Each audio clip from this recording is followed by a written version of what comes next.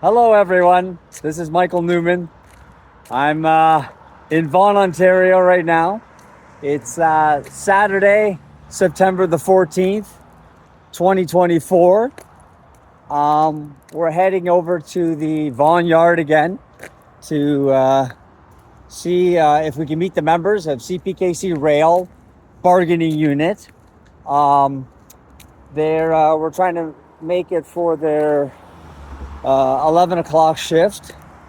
There's a changeover for 11 o'clock, so there'll be some, I believe, there'll be some employees who will be leaving at that time. And then, of course, there'll be employees who will be going in before then to make it to their shift on time. So we're going to try to see, how many employees we can meet, how many members of the bargaining unit we can maybe give our information to. And, again, I'm just giving out my phone number, my email, and contact information so that they can contact me, and giving them a QR code that they can scan. And by scanning that, they just, it'll take them straight to my TikTok. They'll see my first TikToks and see the videos that we're making of our campaign.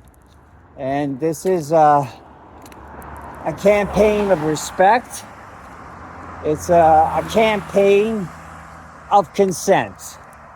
That's what we're doing. We're reaching out to the 600 members of the CPKC Railway Bargaining Unit and asking them for their consent, their written permission to be their legal representative. So the members need to pick who that will be. It's not me. I'm the voluntary organizer of this campaign. I was asked to organize on behalf of many members of CPKC Rail. I got many friends in CP Rail, and we've decided that we're going to reach out to every member that's out there, as it should have been done a long time ago, and it's never been done. Because this is a campaign of respect, and that's what you do. You respect the members, you ask them what they want, right? You ask them what it is, who it is they want to be their legal representative. That's what you do when you respect people. And that has never happened in this union. And this is the key factor, the linchpin of unions. That's what we're teaching everybody, so that everybody knows and everybody understands that there is no union without your consent. There is no union without your written permission. If the members do not give written permission, consent, in other words, sign a union card, and in the federally regulated industries, pay $5. You got to pay $5 to seal the deal. If the members don't do that, there's no union. The union does not exist. And that's the part of this whole system that seems to be lost. I know why it's lost. It's deliberately lost by the unions. The unions do not want you to understand this. They do not want you to know that you have the ultimate power. That because it is you, the members, who made the union possible. Without the majority of the members giving their written permission, there is no union. The reason that nobody knows that or understands that is because it was done in 1976. So, yeah, pretty much everybody who's in the bargaining unit now was not part of that. That is done by an original group. Once the original group gives their written permission, the union exists. But as a member, you're still supposed to sign a union card. Because once all the people who leave who gave the written permission are no longer there, who's given their permission? Well, no one, right? And it's a matter of respect. Every member is important. Every member is equal. So if you need the signatures and the written permission, the written consent of the original members of the bargaining unit to be a union, then you need the written permission, the written consent of every member who's in that bargaining unit, past and present.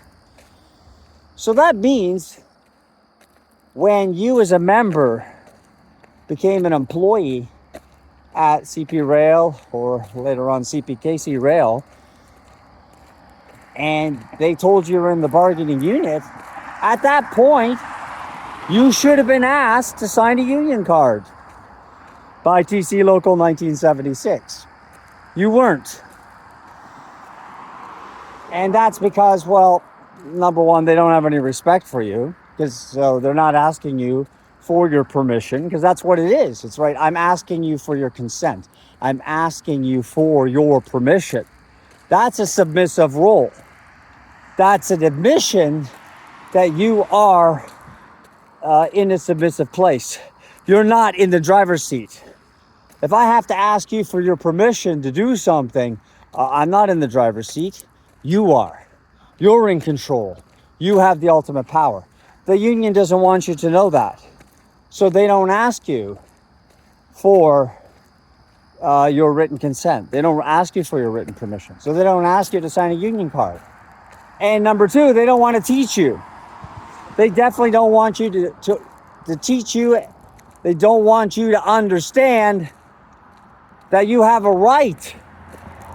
You have a right at any time to revoke your permission, to revoke your consent. And you revoke it by signing a union card with somebody else other than the USW. And again, so these are the reasons why this union has neglected. And possibly also because they themselves don't know, they don't understand that they need your written permission.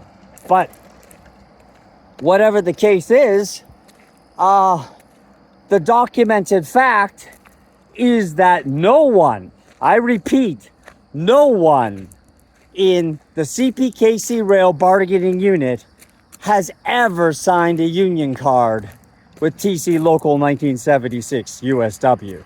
There is no one who has ever signed a union card with the steelworkers to give their permission, to give their written consent to the steelworkers to be their legal representative, their bargaining agent, otherwise known as your union. No one has done that. And no one has done that at Campar. In the history of Campar, nobody has signed a union card with the steelworkers. Nobody has given their written permission to TC Local 1976 to be their legal representative. The members of Campar and the members of CPKC Rail gave their written consent to BRAC, the Brotherhood of Railway Clerks. That's who got the written permission. That's who formed this union. And the fact that the steelworkers came in and replaced BRAC, basically booted BRAC out, or TCU, because the TCU merged with BRAC, so they were the one in the same union. But the USW just came in and booted them out. In other words, decertified them. They took away, they revoked the permission of BRAC to be the legal representative. And they decertified them and made the USW that. But the thing is they never asked any of the members. They never got the written permission or the written consent of any of the members of the original units of BRAC. And there was probably at least 4,400 members of BRAC at that time, in 1999. Probably 40-something, 50-something different bargaining units. That's how many members were never asked if they actually wanted to decertify their original union, if they wanted to revoke the permission. So everybody gave their permission to BRAC to be their legal representative, and somebody just came along and decided for everyone that, oh yeah, we're going to revoke your permission without your consent. So the union never got the consent. The membership never got the consent. And the answer, of course, we were given was, well, they didn't need it. So you think about that. You think about a union that sits there and tells you, yeah, we don't need your permission. We don't need your consent. We don't need to consult you on anything. We just go ahead and do whatever we want to you. And you just gotta accept it. Think about a union that says that. That's the answer they give to you. They didn't give the answer, oh no, we need your permission because you're a human being who has rights. You're a taxpayer. You're a Canadian citizen, a permanent resident. You're a voter in this country. So we respect your rights as an equal, which means we need your consent to do something. We can't just come along and do it to you. Because that's the whole point of living in a democracy, right? Government just can't come along and do whatever it likes to you whenever it wants to. And the same with the union. But the union has the freedom of being in a democracy, but doesn't behave like a democracy. Because look what they just did. Look what they just did. The issue isn't whether it's legal or not. It's another, because obviously the Canadian Industrial Relations Board, they allowed it to happen. And under the Canada Labour Code, they have the jurisdiction and the right to allow whatever it is allowed through the code. So there was obviously some loophole, some article in that code that allowed them, right?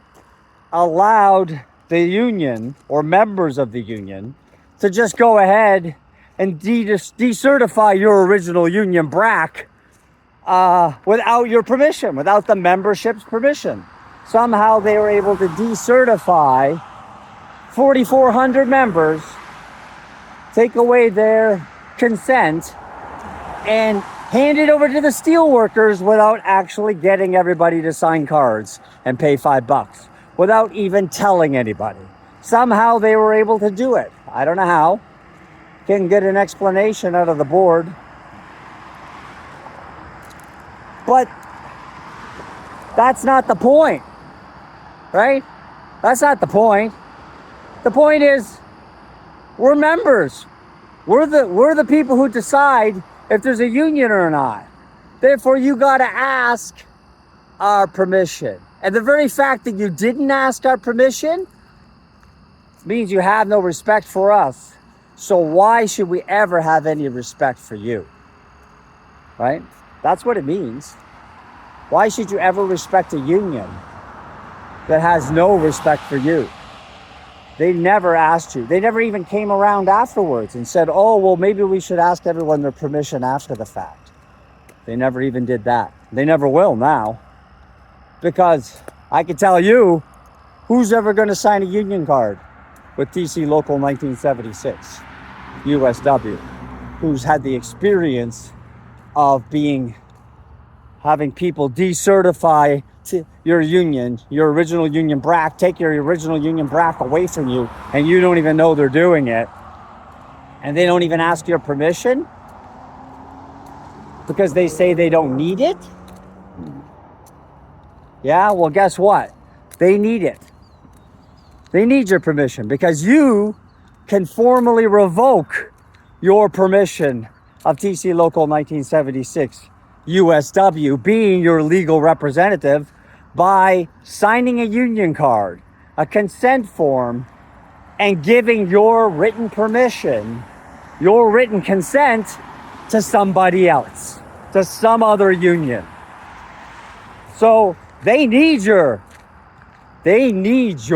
permission. They need your consent. And the thing about consent is you have the right to take it away anytime you like. Maybe you can't make a formal application, but I'm not talking about formal applications. I'm talking about respect of the workers. I'm talking about respect of the members. You respect the wishes of the members. That means you contact all 600 members and you ask them, well, who would you like to be your legal representative? And you sign the card. It doesn't matter when. It doesn't matter with who. You just do it because that's respect. You ask for their consent. You ask for their permission. That's what this campaign is all about.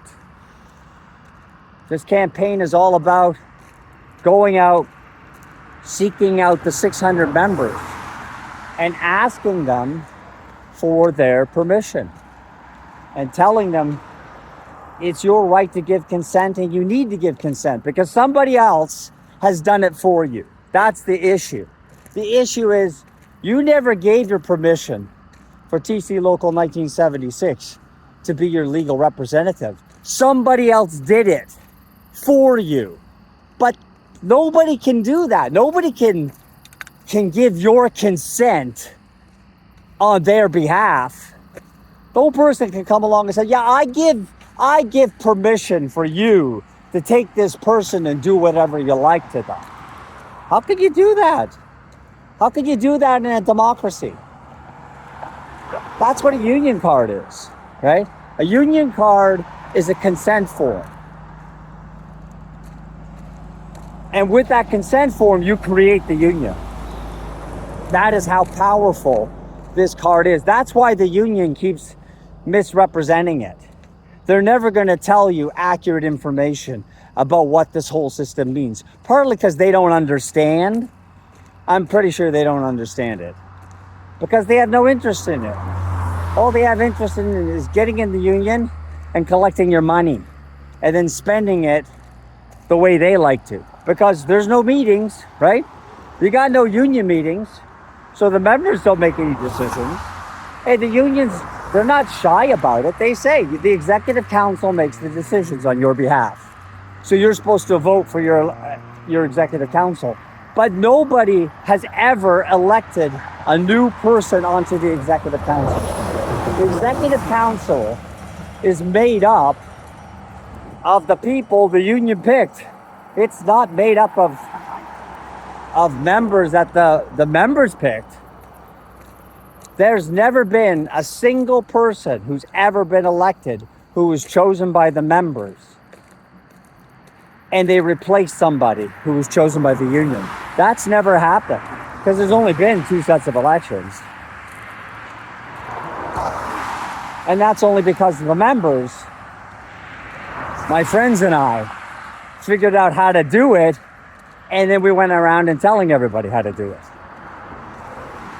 And we forced the union to have nominations and elections in which we actually got people nominated because the nomination system is so difficult.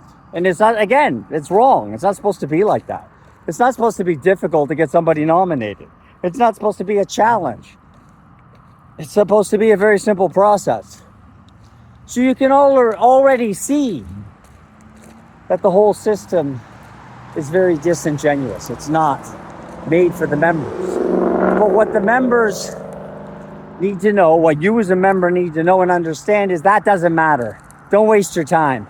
Don't waste your time with the union and its administration and its organization and how it put itself together. Don't waste your time, because that's what it's meant to do, waste your time and never succeed.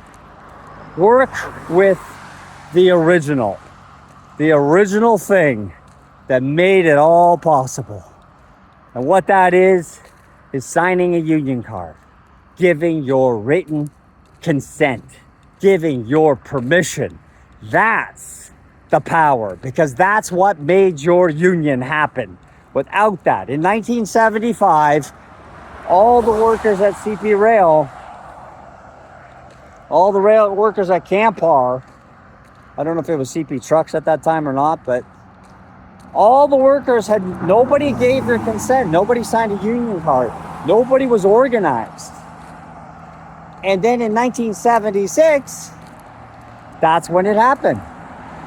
The members of CP Rail, the members of Campar, they signed union cards with BRAC. They gave their written consent, their written permission, and guess what? Then you got a union. And that union sat down to negotiate a first collective agreement. That's the big one. That's the challenge. Because you got a blank page. You got nothing on it. And now you have to sit down and agree upon terms with the companies. So you have to put together that collective agreement. That was a lot of work. That was hard work, right? And that's why BRAC, your original union, appreciated it, because they did all the hard work. The USW did nothing.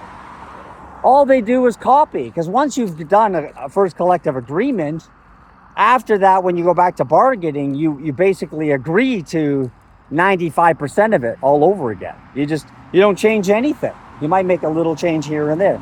And then you negotiate some of the other stuff, like wages, like some benefits, and maybe some things you want to change. Either the company wants to change or the members want to change. But the majority of that collective agreement is kept the same. So that the collective agreement that you have, the 200 plus pages of the CPKC Rail collective agreement, was from BRAC.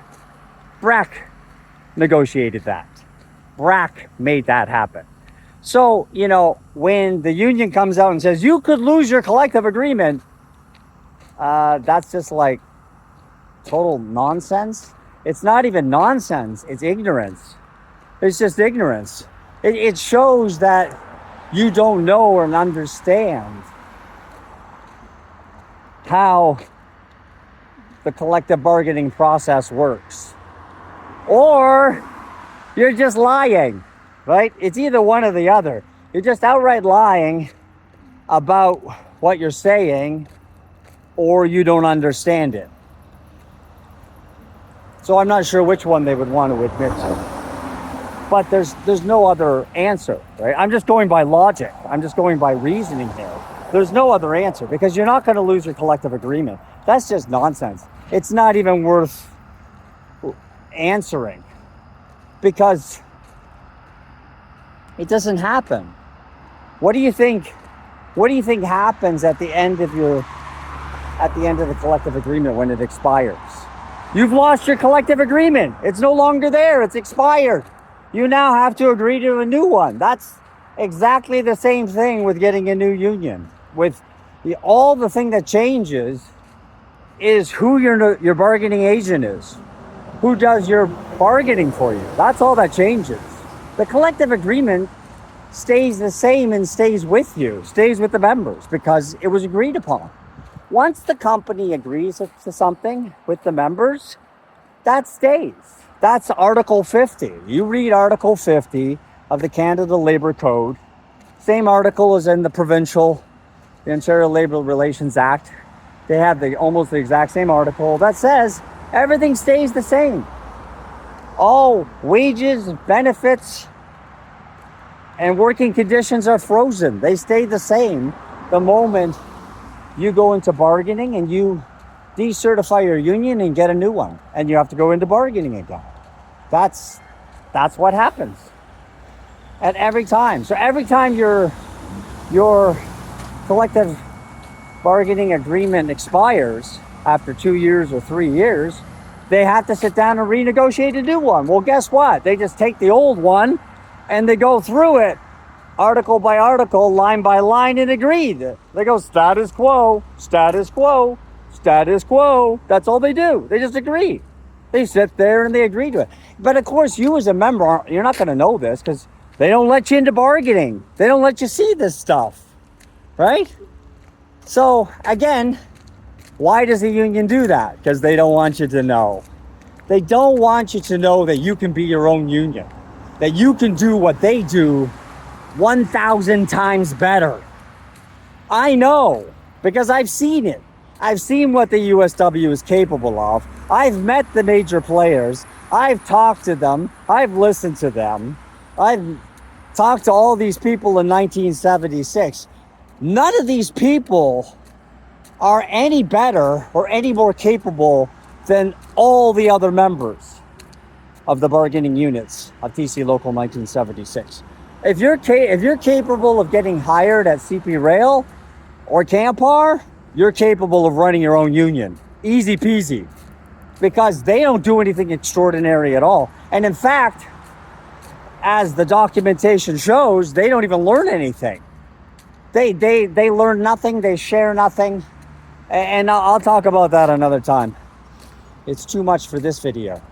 But they don't even learn anything. So that's what the documentation shows. It proves that the members of TC Local 1976, all the members, 5,000 members, are all more capable of representing themselves than the actual executives who represent you. Because they make their money from the employer.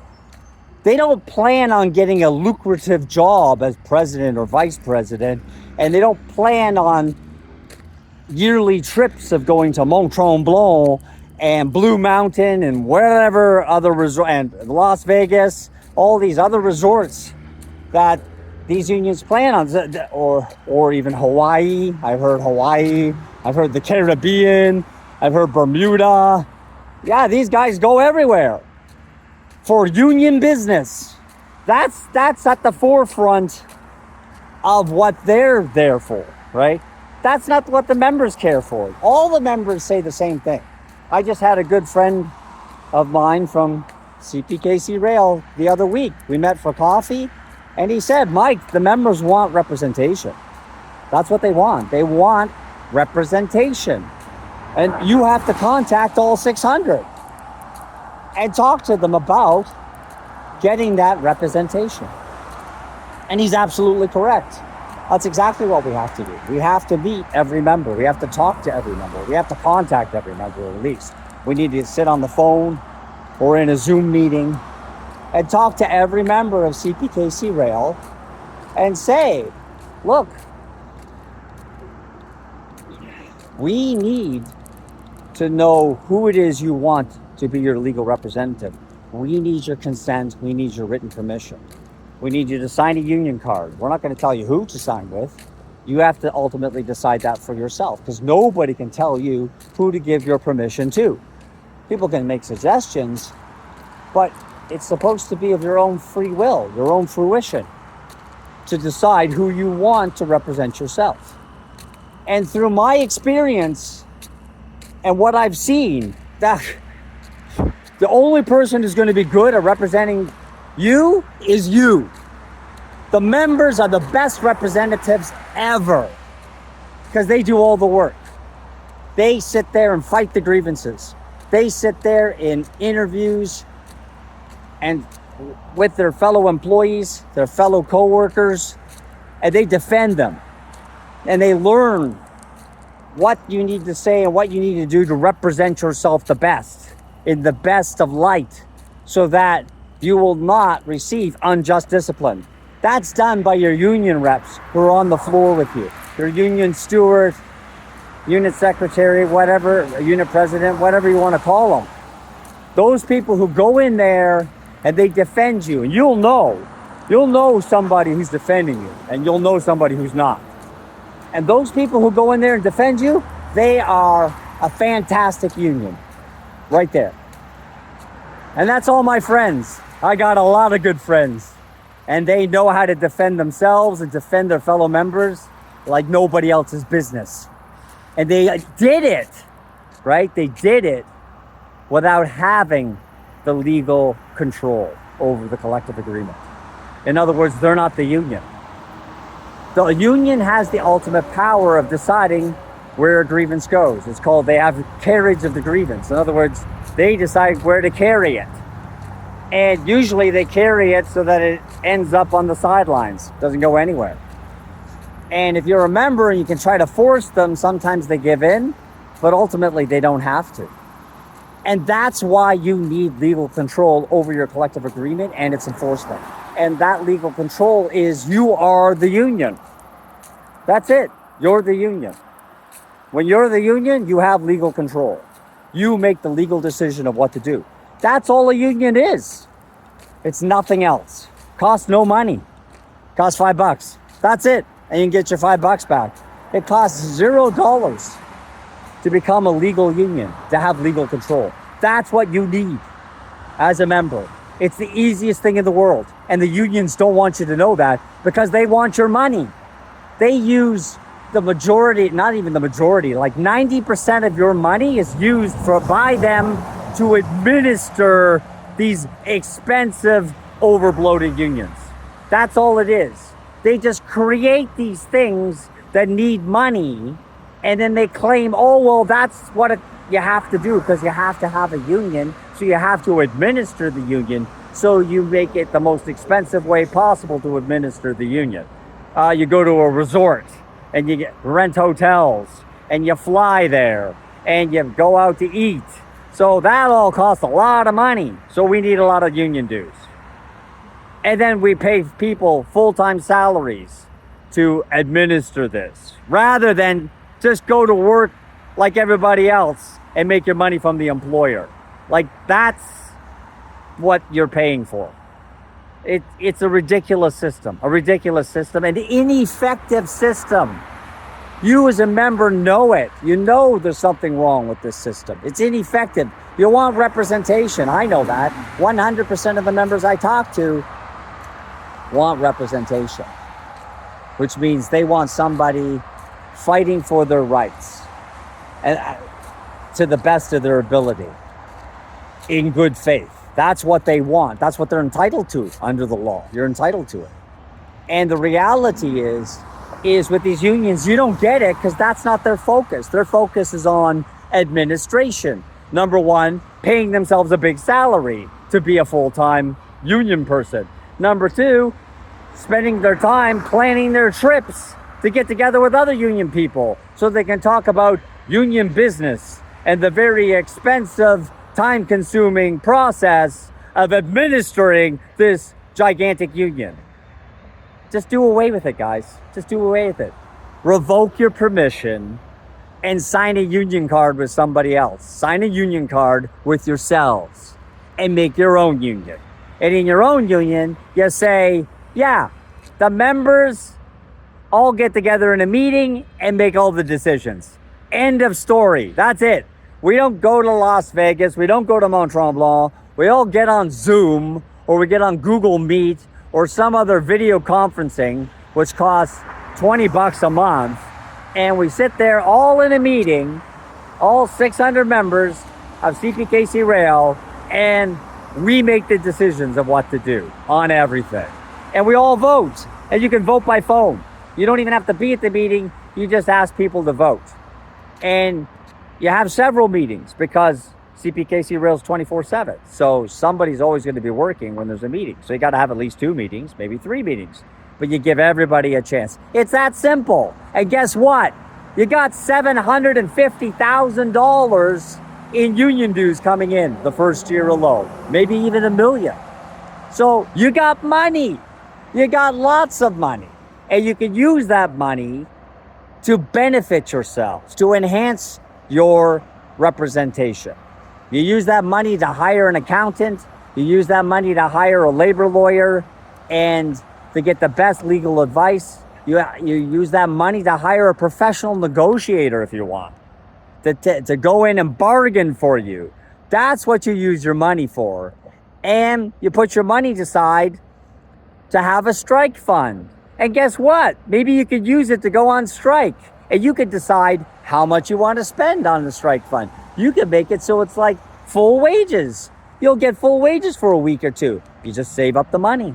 Don't spend the money on Mont Tremblant. Don't spend the money on Las Vegas. 40% of your money, or even more than that, I think it's 45% of your union dues, goes automatically to the United States. It's gone. It's gone out of the local. You don't get to touch it. It goes to the international. You got no USW, you got no international, you got not this big fat bloated expensive union. You just get rid of it. Guess what? You got $750,000 in cash sitting in the bank, and you, the members, can decide how you want to spend it. You spend it on yourself, and you make it so everybody makes their money from the employer. And guess what? Everybody's motivated to get the best contract you possibly can, and to do everything you can to enforce it. That's a real union. That's what you need. You need to take control back. You need to give your written consent, your written permission to whoever you want to represent you.